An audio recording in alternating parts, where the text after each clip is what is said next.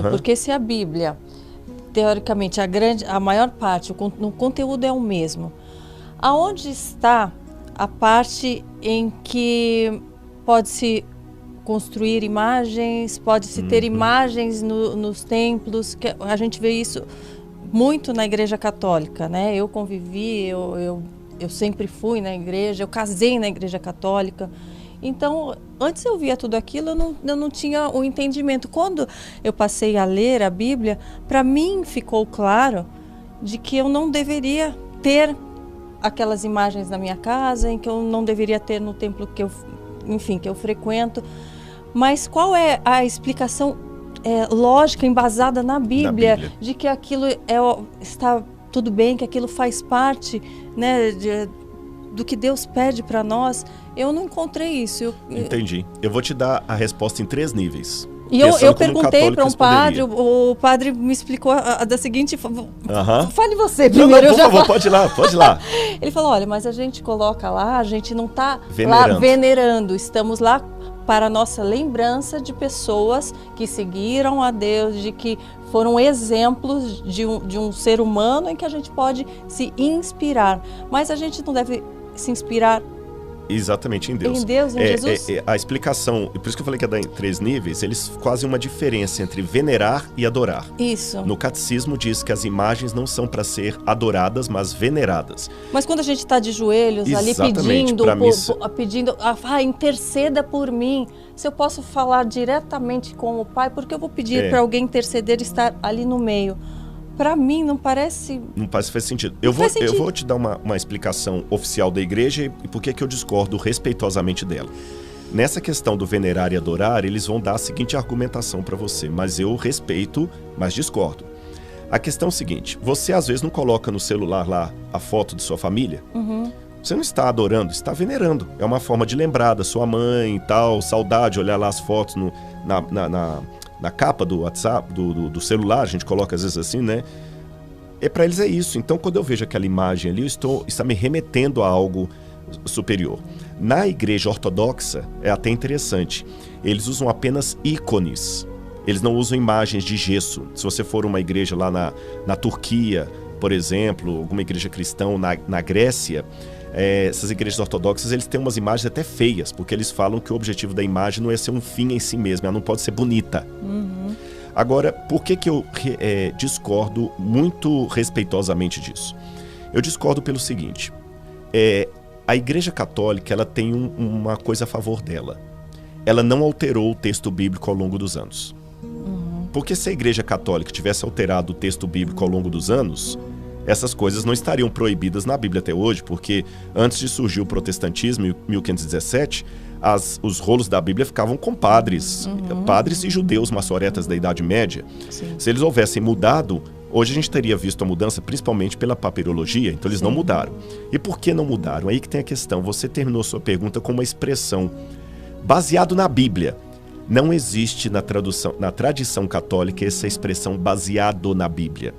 De uns tempos para cá, muitos católicos estão se voltando para o estudo da Bíblia, mas isso de um tempo para cá, ou mais propriamente a partir do Concílio Vaticano II, quando você tem lá o documento Dei Verbum, que é sobre a Bíblia Sagrada. Antigamente a gente ia na igreja, não entendia nem o que eles estavam falando, né? Exatamente. É tudo em latim, né? Acabou isso. Então, mas do Concílio Vaticano II, de 64 para trás, a igreja não precisava da Bíblia para basear as doutrinas dela, os ensinamentos dela, por uma questão muito simples. Ela tinha a autoridade papal. Uma dos dogmas católicos é o que o Papa fala ex cátedra, que em latim significa aquele que ele fala sentado na sua cadeira de pontífice. Ele é o vicarius filii Dei. Gente, então não precisa. A esposa dele está aqui. Ele fala assim com essas palavras difíceis em casa também? Nossa! Tem que ter um aplicativo tradutor assim? Mas eu explico fácil. Esse ex cátedra é o seguinte, da cadeira. Então, o vicarius filii Dei significa substituto do Filho de Deus. É um dos títulos papais. Então, o que ele fala sentado na cadeira de papa é como se fosse o próprio apóstolo Pedro inspirado por Deus falando. Então, se o papa decretar amanhã na cadeira dele que todo católico tem que vestir preto, virou doutrina da igreja. Virou lei. Quando Martinho Lutero, em 1517, levanta contra a igreja, uma das coisas que ele levanta contra a igreja, além das indulgências, era justamente essa autoridade papal que colocava a palavra do homem acima da palavra de Deus. Por isso que o lema da Reforma Protestante era sola Scriptura, só a Bíblia. Sola Scriptura, sola Gratia, sola Fidei. Só a Escritura, só a graça, só a fé. E, curiosamente falando, isso estava profetizado que aconteceria na Bíblia. Então eu vou mostrar na Bíblia para você por que tem imagem de escultura na Igreja Católica, mesmo a Bíblia Católica proibindo isso. Sim. Aqui, E alguém até já me falou, mas depois tem uma parte que fala em que no templo haviam imagens de anjos. Isso é então verdade. pode ter de anjos, não pode ter de santos, então acaba entrando em Isso é verdade, só né? que tem uma questão. Lá por isso que eu falo, se for para ilustração, tudo bem. Eu não teria problema de ter uma Bíblia ilustrada. Aqueles anjos que estavam ali no tabernáculo, fundidos de ouro e desenhados também nas paredes, eram para ilustrar o que queria dizer. Jamais um sacerdote se ajoelharia diante daqueles anjos. Sim. Nem a Arca da Aliança, que era o símbolo da presença de Deus, podia ser adorada. Tanto é que Deus colocou a arca dentro do santuário e no lugar santíssimo. E o único que podia entrar diante da arca, onde tinha esses anjos, era o sumo sacerdote uma vez por ano. Então o povo não ficava vendo esses anjos. Sim. E o dia que o povo cometeu a besteira de querer fazer uma procissão com aquela arca para levá-la como um amuleto para vencer os filisteus, encostou lá, eles perderam a guerra, a arca foi roubada e foi um vexame, porque Deus mostrou, não é essa a função. Não era. Agora, olha que interessante. A Bíblia fala no livro de Daniel. O livro de Daniel foi escrito no 6º século antes de Cristo. E o livro de Daniel, ele trazia profecias do que ia acontecer com o povo de Deus em todas as épocas até o fim dos tempos. E no livro de Daniel, capítulo 7, ele fala de 4 animais que representavam 4 grandes impérios que haveria sobre o mundo. Isso foi se cumprindo ao pé da letra. O primeiro animal representava a Babilônia, o segundo a Medopérsia, o terceiro a Grécia e o quarto representava o Império Romano. E Daniel coloca que em determinado momento do Império Romano, desse quarto animal, esse Império Romano se juntaria com o povo de Deus, mas para macular o povo de Deus e perseguir os fiéis do povo de Deus.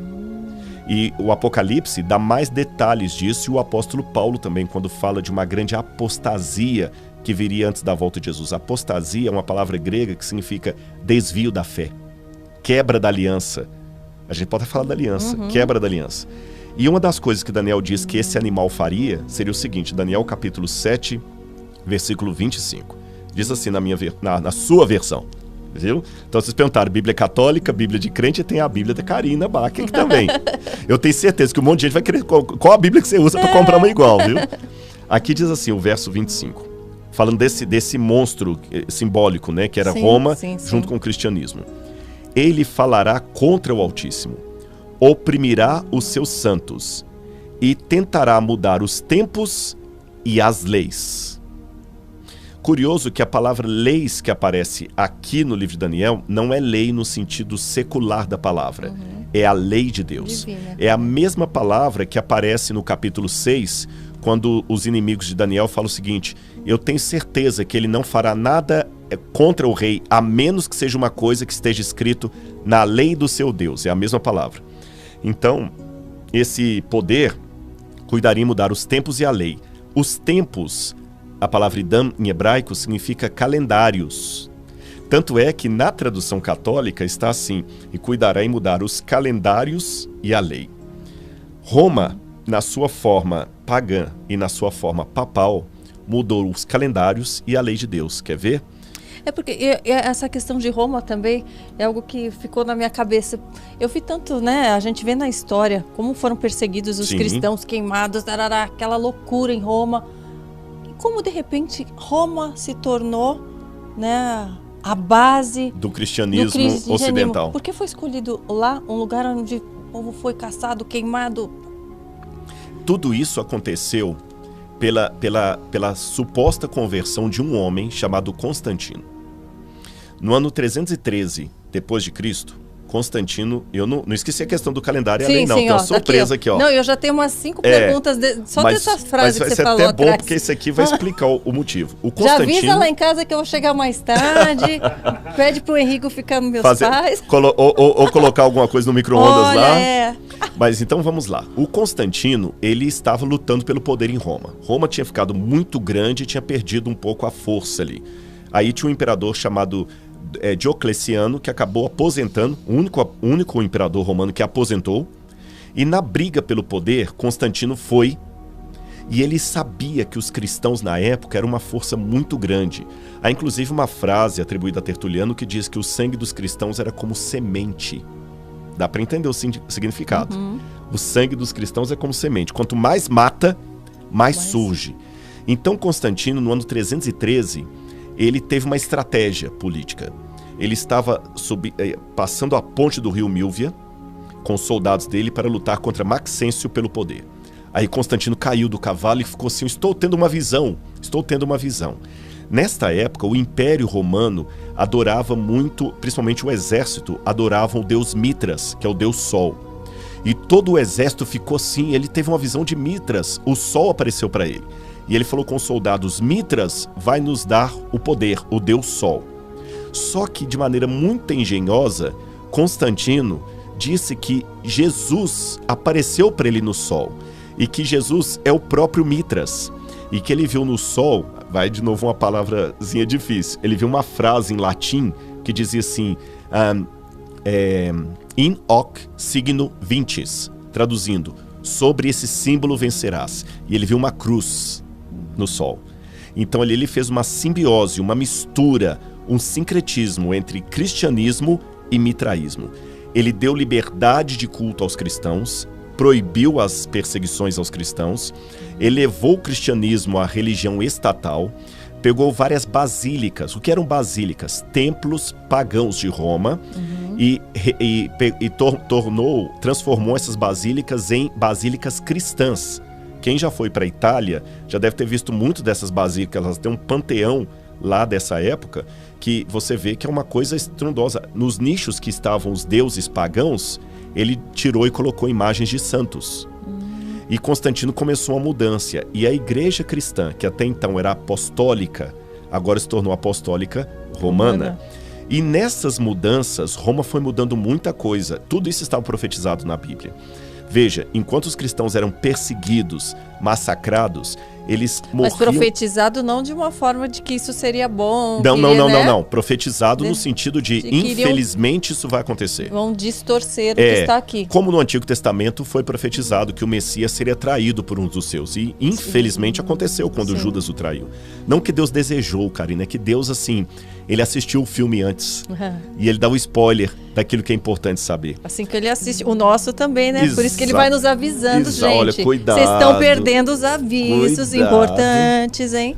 E aí, nessas mudanças que a igreja fez, aí foi, depois de Constantino, veio um monte de mudanças. Uma delas foi o calendário. O calendário foi mudado já na época de Júlio César, Roma. Depois ele foi mudado na época do Papa Gregório. A gente fala do calendário juliano, calendário gregoriano. E nessas mudanças que Roma fez, tanto em sua fase imperial quanto em sua fase cristã, a gente percebe alguma coisa.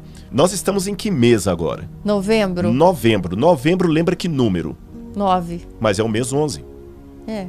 Outubro lembra que número? 8. Mas é o mês 10. Dezembro lembra que número? 10. Mas é o mês 12. Quem mudou tudo isso? Roma. Mudou os calendários. E mudaria também a lei de Deus. Eu convido todo mundo que está em casa a fazer um exercício. No Google você acha isso. Procure em qualquer Bíblia, seja de editora católica, ortodoxa ou protestante, Êxodo capítulo 20, os 10 mandamentos. E leia como os 10 mandamentos estão em qualquer Bíblia, em português, espanhol, alemão, inglês, não interessa. Depois que você ler os 10 mandamentos como estão na Bíblia, procure o catecismo e veja como os 10 mandamentos estão no catecismo.